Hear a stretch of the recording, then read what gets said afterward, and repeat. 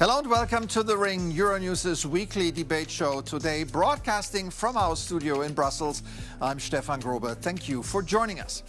On The Ring, our debaters go face-to-face on some of the biggest issues of the day. Today, on this special edition from the European capital, we want to talk about a big problem in Belgium, but not only there.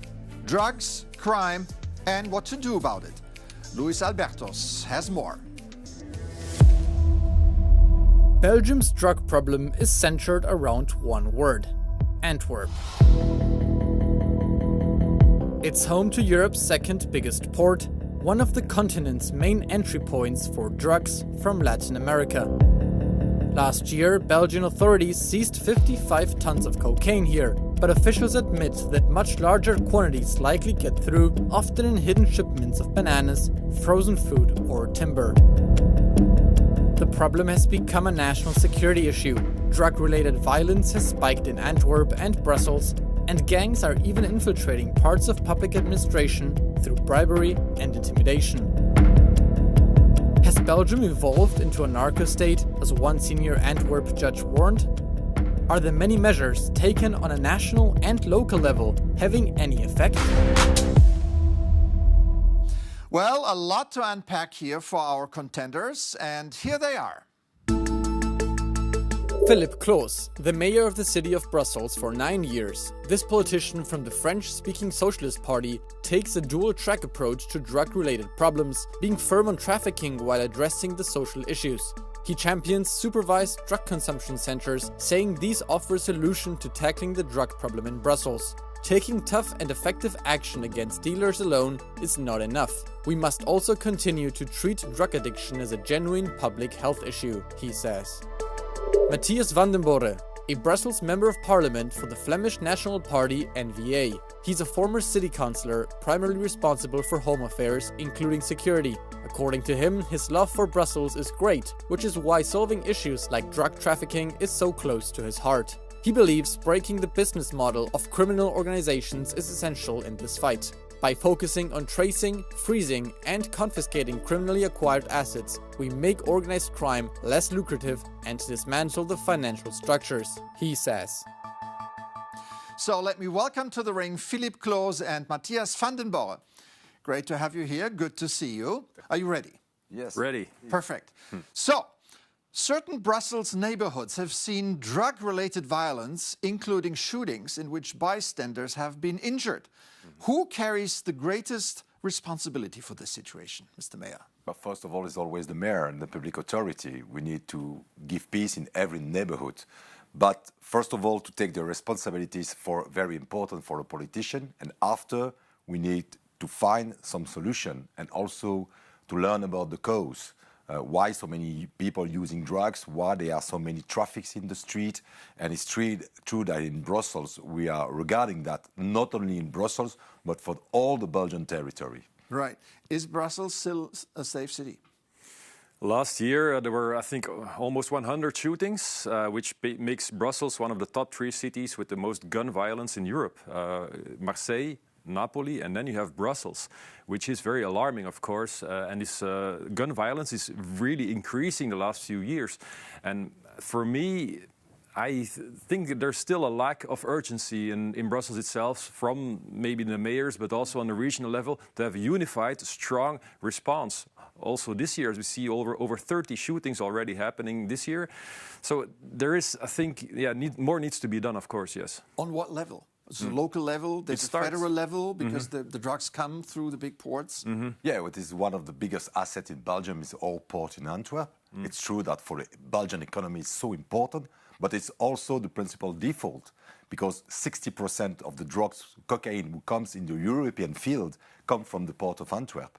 Then we need also to regard what we can do together to shoot this problem together. And I always propose also that the Brussels Police Department help the colleague of Antwerp to help that, because if the cocaine comes in our territory, we know that they are in the street of Brussels a few days after. Still, drug-related crime and shootings have become routine. You just mentioned the number. Yes. At what point do politicians have to admit that policy has failed? But first of all, for me, it's a real problem because we have this sort of impression that it's only the police department and justice who can solve this problem. We have always a problem to speak about health and why so many people using drugs.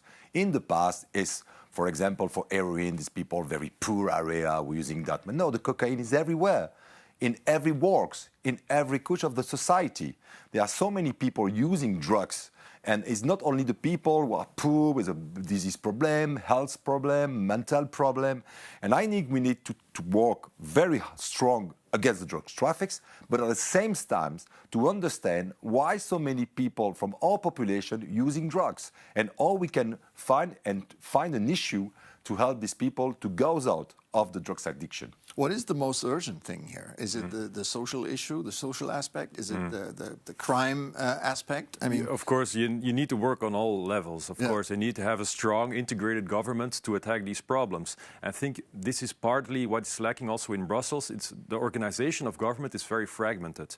You have 19 mayors. We're standing here with Filipp, one of the 19 mayors, but maybe all of these 19 mayors are not really agreeing on the measures that should be taken. Yeah. And to have a unified, strong response, of course, you need to have this one vision of how to tackle these problems socially, but also attack these problems of gun violence. And for me, this is what is lacking a bit in Brussels, is the structure of Brussels itself as a capital region is very fragmented, and which makes response also very fragmented. So if one thing needs to happen is that you have to unified, strong response is necessary. Speaking of unifying, there are 6 police bodies in the city. It's finished. It's finished. It's going to be.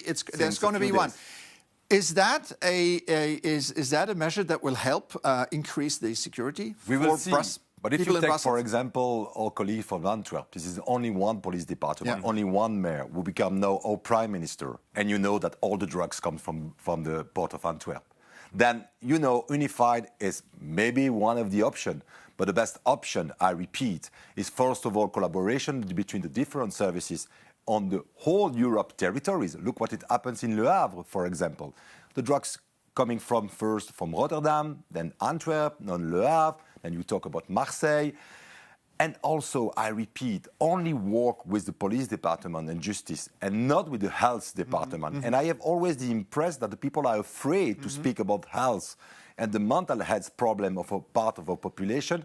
For me, it's impossible to win in this fight. Yeah, we come to this aspect later. Is Belgium spending enough on police, or is it just spending badly? Well, police needs to be funded on different levels. You have the local police, which is mostly funded by the local authorities. And this we see in Brussels. Maybe Brussels, the city of Brussels is not a bad example, but there are other communities, municipalities with mayors who are really lacking the proper funding of police. We see that the areas where the problems are greatest now, in the south of Brussels, there's a lack of 600 to 800 police officers in the field. Of course, this is a lack of funding, which firstly needs to be addressed on the local level, and then you need the help, of course, of the federal level as well, with the federal police, the federal investigative police, federal structures, which needs to be reinforced as well. But for me, one of the biggest challenges, of course, is to integrate the police on the Brussels level. Now, this is going to happen. This is reform taking place. But then, of course, you need to adjust the budgets as well. And I think the local level, the regional level, need to invest more in safety issues, safety measurements. I think this needs to be a priority. You know that now, since a few days, we have only one police department for Brussels, with among 7,000 police agents. But around Brussels, just 100 meters at the border of Brussels, there are some police department of 50 police agents. It's ridiculous. I propose that this police department around Brussels work with us in the same zone, because the border of the city for the drugs traffic, this is nonsense. Of course. And more collaboration, federal level for all the big inquiries, and a local level with more integrated policy department. But I know that in Brussels and Belgium, there are always people resist to work with Brussels. It's very strange, because we are the other assets of this country, Brussels, like I speak about the port of Antwerp. And I'm sure that more we integrate it, more we work together, is better for our population. Matias, are you resisting working with Brussels? I think it's a bit contradictory. Brussels never really wanted to integrate their own police force, and now they're asking to integrate other police forces. I think the main challenge right now is to do it. I think the main challenge right now is to integrate and have a fully operational police force for the whole of Brussels with unified policies regarding drug trafficking and the gun violence, etc. This is a major challenge right now for Brussels. And I urge the mayor, because he will be head of this police force, to really take up this responsibility and to have a unified response. And then, of course, you need to cooperate also with Bart de Wever. He was also mentioned, our prime minister, because he acknowledges the problem. As a mayor of Antwerp, but also as a prime minister, he's clearly stating that this is almost becoming an existential threat, the gun violence and the drugs trade. And he's really trying to, on a national level, on an international level, putting this higher on the agenda. And in this way, I hope we can cooperate. Okay, quick response. But quick response, I repeat, we need to work also about public health. I repeat, only police department and justice department is not enough. I think in Europe we have a good example is what it happens in Portugal. I have meeting with Antonio Costa, our president of the Council, European Council, to say, okay, how can we also manage this so huge challenge? And I repeat, so many people using drugs and why they're using drugs. And we have also the expertise of a lot of medics, psychologists, all the people who try to help the politics to build another policy about drugs. And it's not a debate about the legalization and all this motto that if you want to talk about health is because you want legalization. You know, I want to find an issue. And also when I speak with the police department, they say, okay, we are police agents, and the justice department does the same. We can fight against drug traffic. But to convince all the people to stop with drugs, it's another question. It is not the police department who have the solution. I need to stop you here. Thank you very much for this first round. I think we're just getting warmed up here, and now it's time for gloves off. In this segment, we want our guests to ask each other questions and challenge each other directly. I'm going to start with Matias. Do you have a question for the mayor? Many questions. But can you, for example, name one policy which you implemented yourself, which helped the security of our neighborhoods here in Brussels? Yeah, for example, we have a lot of problem of mental disease in Brussels, in the field. And the justice said, okay, these people are drug addicts, but it's not regarding the justice. That we call the EMUT program. We build it with the federal government. And the police department said, we are not psychologists. And the goal is to also say that the police department, that we reinforce against the drugs traffic and the drugs trafficker first, but for the people who are in drugs addiction, there are another solution. And we work with the different hospitals of the city to link police department and health department. It's for me very, very important always to do this sort of cross-board between the different public services. Okay, your question to your opponent? I think, Matias, you know that collaboration and work together is maybe the only issue.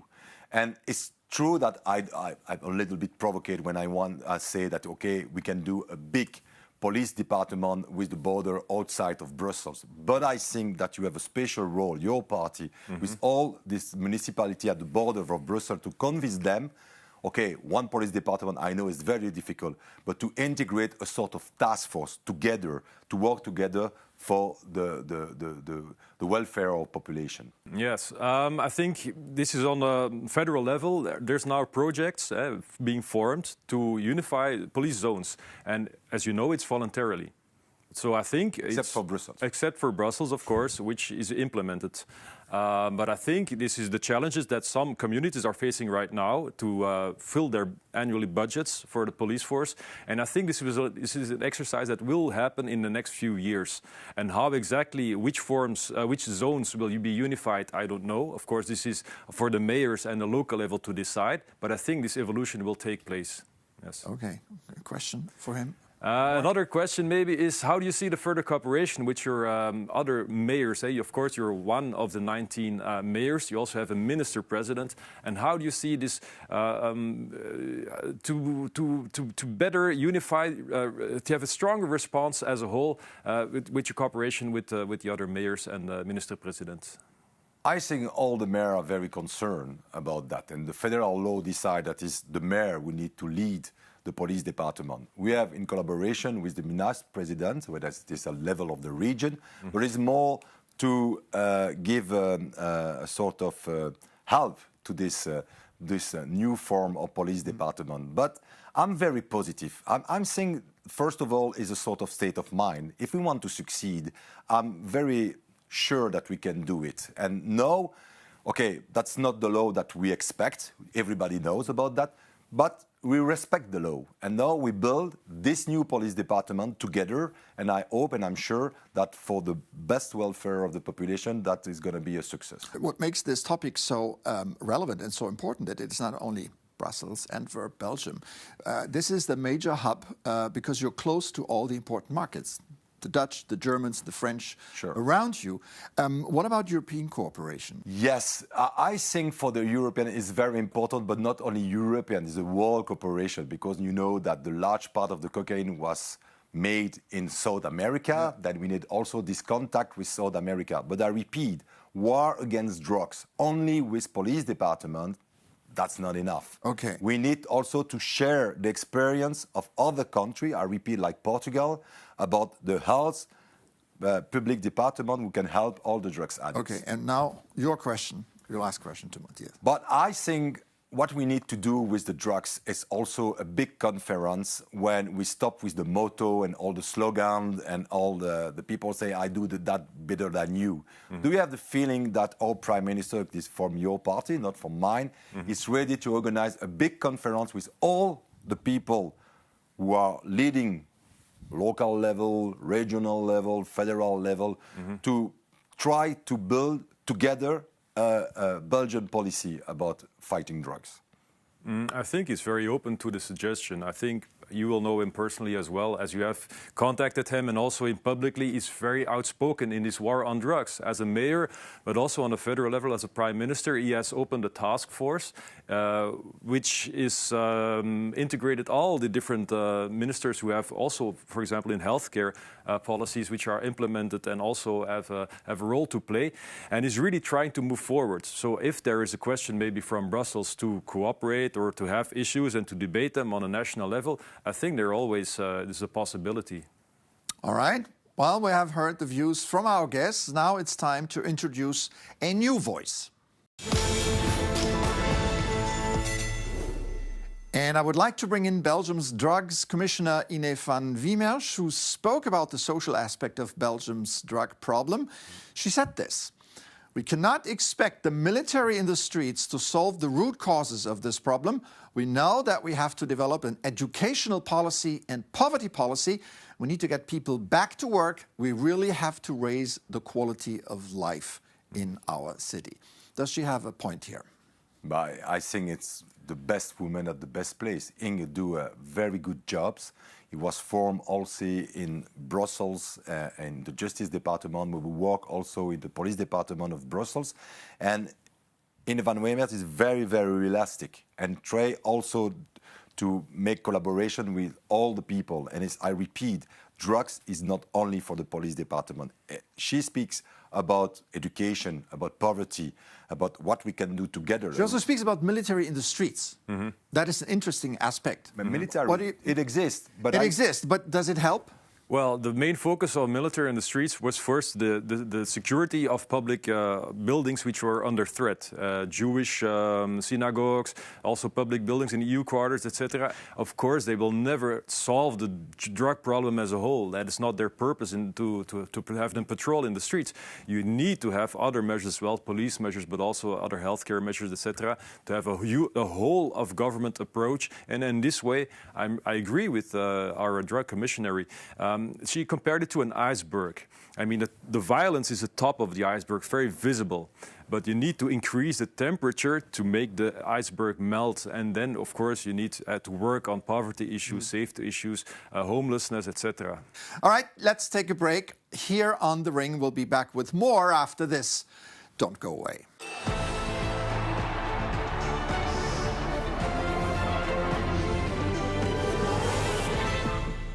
Welcome back to this special edition of The Ring, Euronews' weekly debate show. I'm Stefan Grobe, and I'm joined by Filipp Klos, the mayor of the city of Brussels, and Matias from the opposition NVA party. We have data here from the Belgian Public Health Institute using wastewater measurements that show that during weekends, the amount of cocaine found in this water is significantly higher. This was especially the case in Namur, Liège, and Brussels South. The difference between weekends and weekdays was in some cases as high as 90%, indicating use almost doubled. Matias, is this a surprise for you? I think the drug use in general and cocaine, it's almost everywhere integrated in our society. But we cannot really normalize it, even though we know that it's readily available. We still need to consider it as a problem drug, I think. Yeah. But you were talking obviously about nightlife, right? Yeah. Maybe in higher circles? But you know something, I heard that the highest level of cocaine in the water is in this neighborhood, in the European neighborhood. It is not only against But this is dead on weekends here, right? And this is during the week. And in the water, we learn that because they can also study where, in which part of the city. And it's true that it's in the south of Brussels, which is the rich part of Brussels. Yeah. And here in the European area, then also I always say to the European responsible person that be careful. Is also a large part of people walking because the work is so hard. They're using drugs not only to be fun, to go party or something like that, but because they need drugs to work. And that's a real problem for me. More and more people using drugs only because they need the drugs, they need between... Should that type of consumer face harsher penalties? I think you need to responsibilize the drug use as well. I mean, this is part of the integrated approach. I mean, you have to focalize on the gun violence, of course, and the gangs, and you need to attack also the middle and the higher management and to trace the money and all those measures. But in a way, you need to also responsibilize the users. And this is what Bart de Wever also is saying in Antwerp and in his fight against drugs, that it's not really so innocent to use drugs yourself because you're really compliant or a part of this whole scheme. And with the real drug violence originates in the south of America with all the extreme gun violence. In a way, as an end user, you're part of this. For example, if you compare it to the trade of clothing, when it's really made in an unsanitary way or with child labor, etc., people will say, okay, we won't buy this anymore. But I think you need to say the same about drugs. I mean, you're part of this organized crime in a way. Mm-hmm. I want to bring up against the educational aspect, and you alluded to that earlier. Now, drugs, it's an old problem, right? And even when I was in school many years ago, I was told that drugs are bad. True. Why is that system failing? If we see that drugs are among youngsters, the use of drugs is increasing. Remember in the year 80s, because their slogan, a motto in the United States would say, just say no. But that's not enough. Just say no. Remember, it's Nancy Reagan who said that. Right. Just say no is not enough. If you want to educate someone, you need to explain, to find the issue. Why so many people using that? So why is that not happening enough? But because the people doesn't want to speak about public health. They say, okay, we ask at the police department to solve this problem.